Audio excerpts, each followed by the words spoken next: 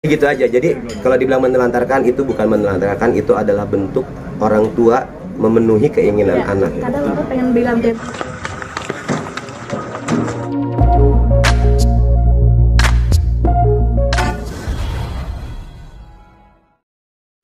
Bang Edwin, Ya, seperti hadir. apa akhirnya Fadel hari ini datang nih menjalani pemeriksaan atas laporan dari Nikita sendiri?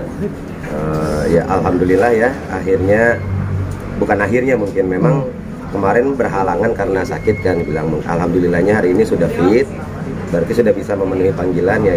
Kalau saya bersyukur, bagus, biar prosesnya bisa berjalan dengan sesegera mungkin. Jadi kalau saya pribadi sebenarnya sudah lelah, apalagi adik saya gitu. Ini kan kalau kita bilang kita mengikuti proses, dan memang prosesnya seperti ini ya. Kalau kemudian di panggilan kedua bisa memenuhi, alhamdulillah, terima kasih. Terima kasih sudah mau memenuhi panggilan dari bapak-bapak pihak dan ibu-ibu kepolisian. Nextnya kita hanya tinggal menunggu seperti apa resultnya, prosesnya seperti apa, kita ikut, kita turut sama hukumnya. Itu aja sih. Ada rencana Stop, stop dulu, pelan-pelan. Ini satu ya, saya kan tadi bilang 3 ya. Ini satu, enggak 3. Tiga aja. Kan tadi bilang 2 atau 3. Jangan belok-belok. Pertanyaan kedua, Ada rencana ketemu? pelan-pelan, mbaknya dulu. Ada rencana datang untuk ketemu langsung dengan Fadel, dan seperti apa nanti reaksinya? Seperti apa ya? Ada rencana ingin bertemu dengan Fadel, dan reaksinya seperti apa? Kalau reaksi maksudnya gimana ya? Apa di-expect saya wah kecepok ya kan, enggak juga gitu.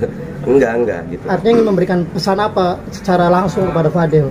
Ya kalau insya Allah nanti saya akan coba datang juga untuk mengasih semangat sebetulnya.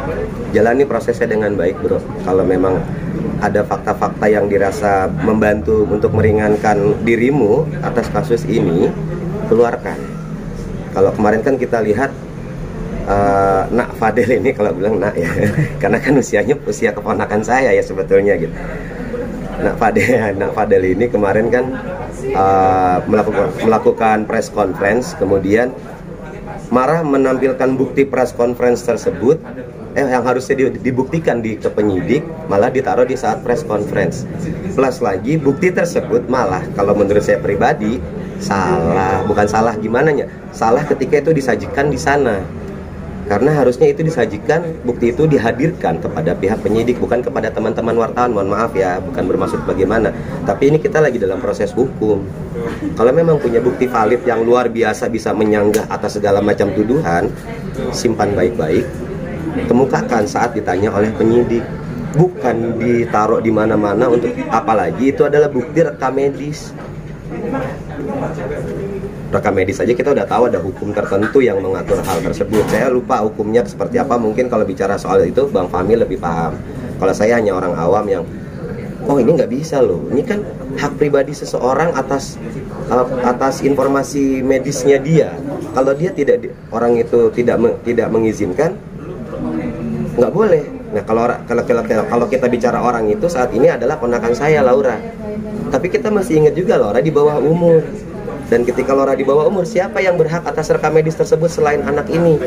Orang tuanya. Berarti saat mau menyajikan bukti tersebut, izinlah dulu sama adik saya selaku orang tuanya. Kalau izinnya sama saya mungkin nggak bisa juga. Toh saya adalah sekedar paman, sekedar om. Apapun lah sebutannya di Indonesia Raya ini, ada yang om, paman, pak, de, encang, uwa, ya feel free. Saya nggak masalah silsilahnya, saya nggak peduli. Intinya saya dipanggilnya om. Gitu. Jadi kalau izinnya ke saya mungkin nggak ngaruh, karena saya kalau dibilang berkekuatan hukum atas anak ini, ada yang berkekuatan hukum pertama ibunya. Secara legal formal kartu keluarganya ada di dalam kartu keluarga adik saya Nikita ini gitu. Laura ini nggak dalam kartu keluarga saya. Kalau Laura dalam kartu keluarga saya, mungkin saya bisa memberikan izin. Om tulang lunak ini kemarin saya punya bukti USG, saya mau tampilkan, oh silahkan Nak Fadel, itu mungkin saya bisa kasih izin kalau saya berhak atas Laura ini. Tapi kan tidak, dia hanya langsung semerta-merta saya punya bukti USG. Itu buat saya, waduh, Anda di depan ada jurang, Anda bukannya mundur bikin jembatan, Anda terjun dengan sukarela. Jadi ya sudahlah begitu. Oke, pertanyaan terakhir. Enggak dulu, abang ini, mbak ini baru datang. Jadi saya cuma ngasih 3 pertanyaan. Mbak Sini terakhir. Tadi hari ini kan ke Jepang, mungkin ada yang disampaikan ke abang gitu mewakili. Kita sudah untuk hal ini kita sudah nggak perlu bicara secara verbal, bicara secara tertulis, kita udah main hati aja sekarang. Kakak beradik ini hatinya udah sama, pikirannya sudah sama.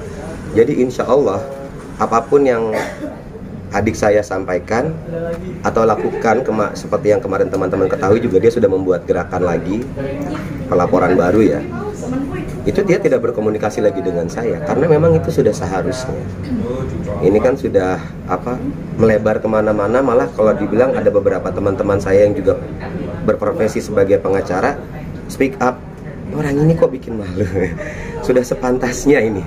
Bagus adekmu melakukan ini bro, bagus adekmu melakukan ini, karena ini juga clear di air untuk para pengacara yang lain bahwa pengacara memang supposed to be tidak melakukan itu, tidak melakukan bahwa harusnya kan antara klien dan pengacaranya harus sangat amat jujur.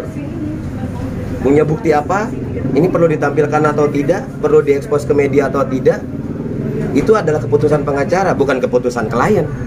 Pengacara itu menuntun kliennya untuk kalaupun dia bersalah, dia mendapatkan hukuman seadil-adilnya. Tapi kalau data-data itu menunjukkan dia tidak bersalah, dia bisa dibebaskan atas tuduhan tersebut. Itu tugas pengacara. Jadi kalau ada yang bilang pengacara ini kok bela orang salah, enggak.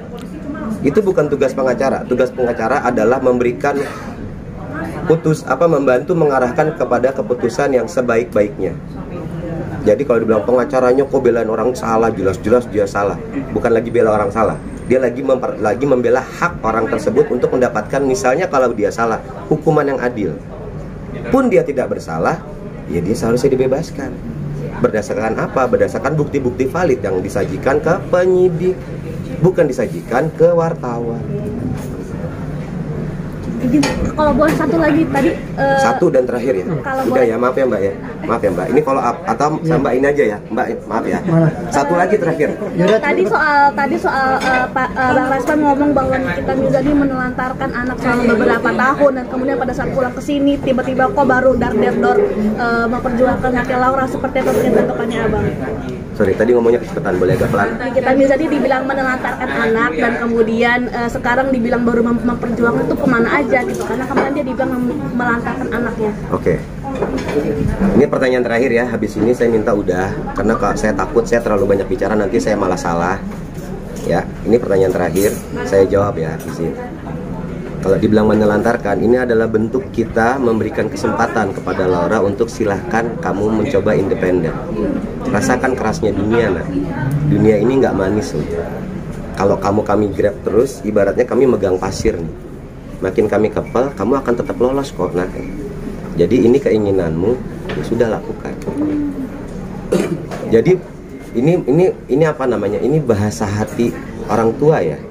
Ketika mulut sudah tidak bisa berucap, minal aidin wal faizin, bukan.